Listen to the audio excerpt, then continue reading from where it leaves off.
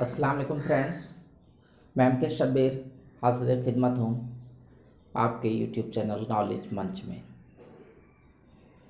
एक नए वीडियो के साथ। कई फ्रेंड्स की तरफ से रिक्वेस्ट है कि सर इक़्तिबास भी सॉल्व कराइए।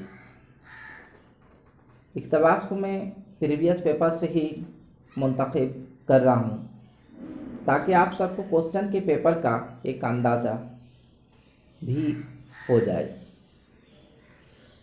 सवाल उठता है कि इक़्तिबास आपके लिए कितना इम्पोर्टेंट है।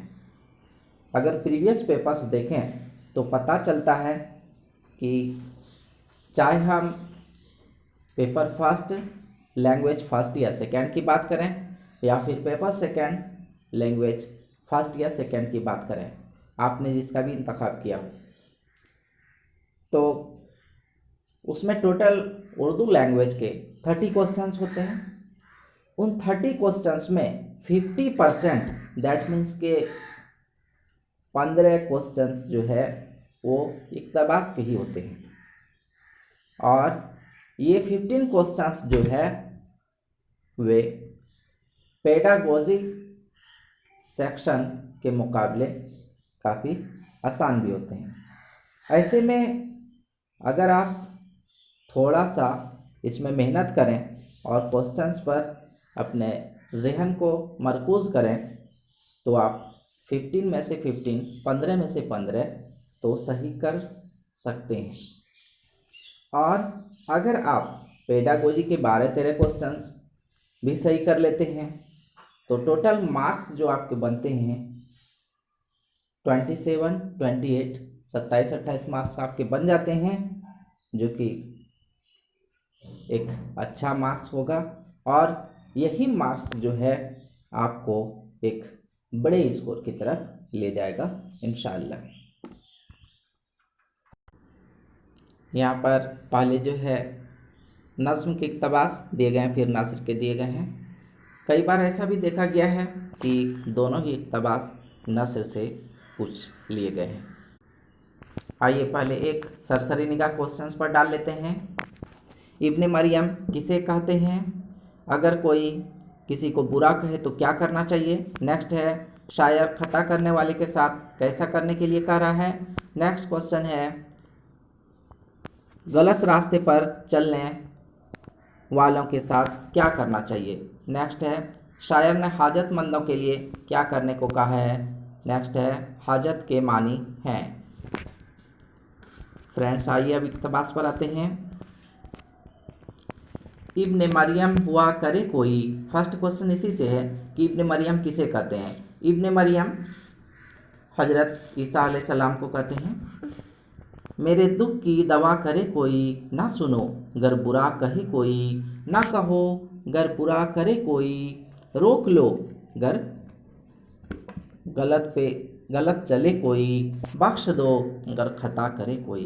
कौन है जो नहीं है हाजतमंद, किसकी हाजत रवा करे कोई। आइए देखते फर्स्ट क्वेश्चन। इब्ने मरियम किसे कहते हैं? इब्ने मरियम हजरत ईसा अलैहिस्सलाम को कहते हैं। नेक्स्ट क्वेश्चन, अगर कोई किसी को बुरा कहे तो क्या करना चाहिए? बुरा भला कहना चाहिए या समझाना चाहिए, शौक़ से सुनना चाहिए या सुनना नहीं चाहिए? तो यहाँ पर इक़्तिबास में ना सुनो गर बुरा कहे कोई, तो सुनना नहीं चाहिए। ऑप्शन 4 यहाँ पर करेक्ट है।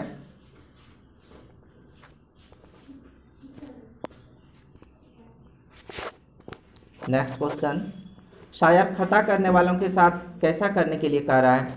सजा देने को, मारने ना देने को, बख्श देने को या फिर मार देने को? बख्श देने को। इक़्तिबास में आप देख सकते हैं बख्श दो गर खता करे कोई। नेक्स्ट क्वेश्चन है गलत रास्ते पर चलने वालों के साथ क्या करना चाहिए? उसको रोकना चाहिए, उसके साथ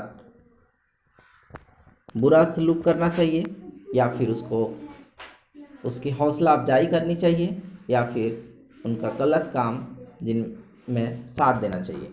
फ्रेंड्स, यहाँ पर जो है ऑप्शन फर्स्ट जो है करेक्ट है, उसको रोकना चाहिए। नेक्स्ट है, शायर ने हाजतमंदों के लिए क्या करने को कहा है? उनका साथ देने को कहा है, उनके साथ बुरा सलूक करने को कहा है, हाजत पूरी करने को कहा है, या उनका मजाक उड़ाने को कहा है? यहाँ पर ऑप्शन थर्ड जो है करेक्ट है, हाजत पूरी करने को कहा है। नेक्स्ट क्वेश्चन है और इस इक़्तिबास से जो है लास्ट क्वेश्चन है, हाजत के मानी क्या है? मुलाकात, या ज़रूरत, या हिदायत, या कैफियत? फ्रेंड्स, हाजत के मानी जो है वो ज़रूरत है। अब आइए देखते हैं नसरी इक़्तिबास को। इक़्तिबास पढ़ने से पहले एक सरसरी नज़र क्वेश्चंस पर। मोहम्मद अली ने इब्तदाई तालीम कहाँ हासिल की? वह मज़ीद तालीम हासिल करने के लिए कौन से मुल्क गए? इंग्लिस्तान से लौटने के बाद वह कहाँ मुलाजिम हुए? नेक्स्ट है, मोहम्मद अली ने मुलाजमत क्यों छोड़ दी? नेक्स्ट है, मोहम्मद अली ने कौन से 2 अखबार निकाले? नेक्स्ट है, जनूबी अफ्रीका में किसने अंग्रेज़ों के जुल्म व सितम के ख़िलाफ़ आवाज़ उठाई? पहली जंग अज़ीम में किस को शिकस्त हासिल हुई? नेक्स्ट क्वेश्चन, मोहम्मद अली ने कौन सी तहरीक चलाई? और लास्ट क्वेश्चन है, इसका शिकस्त का मुतज़ाद है। फ्रेंड्स, अब आइए इक़्तिबास पढ़ते हैं। मौलाना मोहम्मद अली बचपन से बहुत होशियार, पढ़ने लिखने में बहुत तेज़ थे। रामपुर में इब्तदाई तालीम हासिल की, उसके बाद आला तालीम के लिए अलीगढ़ यूनिवर्सिटी में दाखिल हुए। यहाँ से उन्होंने बीए की डिग्री अव्वल नंबर से कामयाब हुए। इसके बाद वह मज़ीद तालीम हासिल करने के गर्ज से इंग्लिस्तान चले गए और वहाँ 4 साल तक रहे।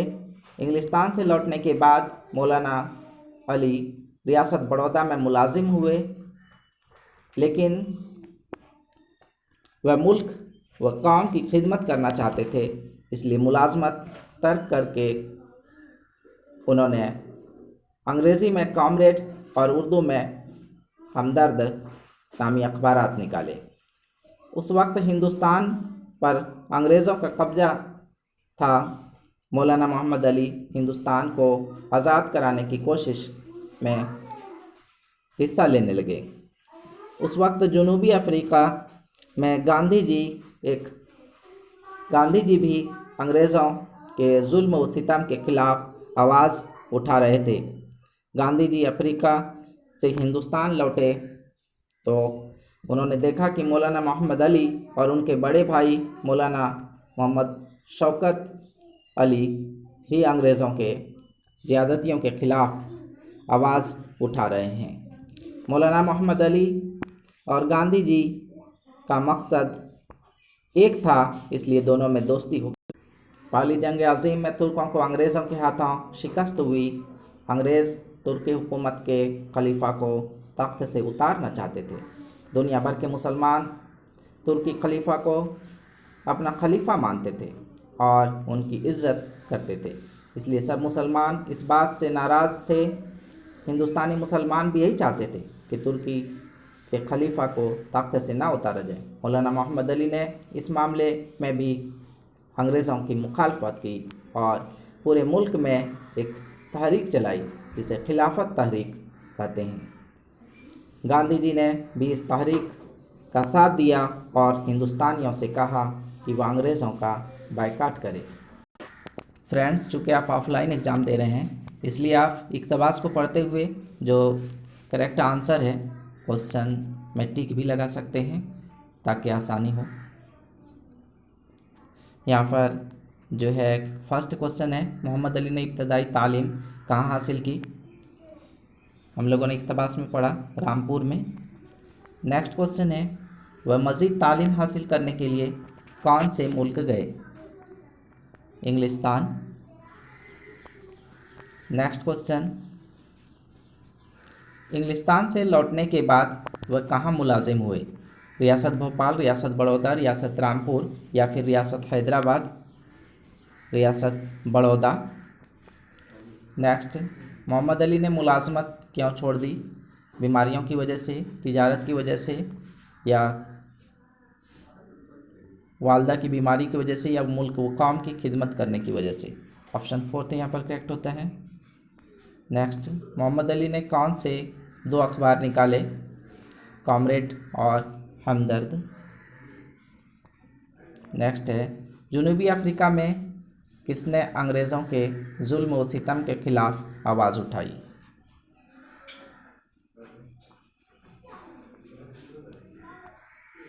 गांधी जी ने। पहली जंग अज़ीम में किसको शिकस्त हासिल हुई? ऑप्शन फर्स्ट यहाँ पर तुर्की को। नेक्स्ट है, मोहम्मद अली ने कौन सी तहरीक चलाई? खिलाफत तहरीक।